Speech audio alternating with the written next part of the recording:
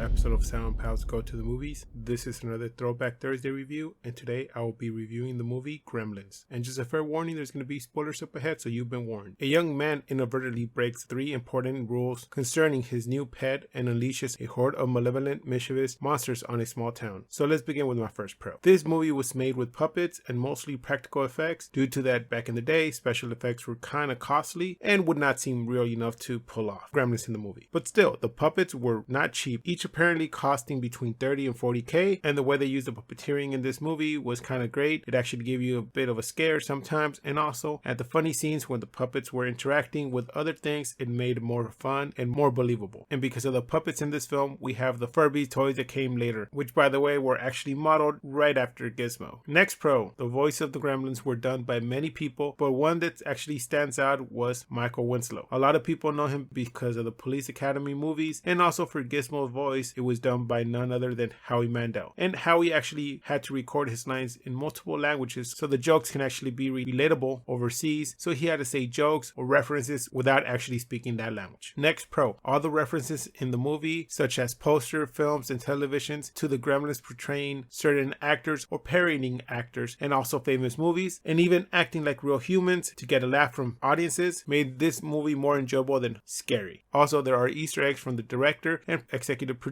that reference their other projects. For example, for executive producer Steven Spielberg, we do see a plushie of E.T. in the background. And now onto my cons. The main con is the plot of the story. It's not there. It feels like after the movie began, it was just an afterthought and they kept going with the movie. It really seemed that the movie was just a big mess due to the Gremlins, and then the main characters in the movie were just going around cleaning up the mess. Even at the end, the old Chinese salesman coming back to pick up a Gizmo isn't really explained and doesn't add much. In reality, I do prefer part 2 than part 1. Next con, the acting in this movie is fine, but doesn't really stand out. I would actually say that the actors at the beginning that we see don't have much screen time and they don't show up that much. I think the Gremlins are the main focus in this film, other than Billy and Kate, who are going through the film fighting the Gremlins. So because of that, it feels that the people that we saw at the beginning, everybody in town, really don't add much and they're just there in the background. Next con is the length. I can see this film being an hour and 30 minutes easily, since there are scenes that don't add much or linger too much. If anything, I would cut those scenes out and I would add more of the Gremlins backstory, and maybe that would give the viewers more of an understanding of what a Mogwai is. I would actually do a flashback into any of the Chinese dynasties and have them use the Mogwai as weapons for war, having Gizmo's ancestors being used to create more of the Gremlins, and this way we would feel bad for Gizmo as we see them use his ancestors as weapons for war, as the old Chinese man's family come into the picture as the saviors of Gizmo's ancestors and the keeper of his kind. This would lend well to understanding why Stripe doesn't like Gizmo and the Gremlins are set on causing damage and even killing humans. So my grade for this movie is going to be a 7 out of 10. Like I said before, I prefer Gremlins 2 to Gremlins 1, but I do like to see how well they use the puppets in this movie and also use the shadows to hide the puppets' cables or other parts that we wouldn't want to see, instead of using CG that by this time would look really cheesy. But I would still have made a flashback at the start of the film explaining the Mogwai's history. That way the viewer would actually be more attached to the characters and invested in the film. So that does it for this review of Gremlins. Please join us next time where we're going to review The Thing. You see, when a man bleeds,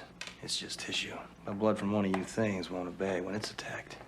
It'll try and survive. Crawl away from a hot needle, say. Please like, comment, and subscribe. You can find our social media links below. And like always, keep watching movies.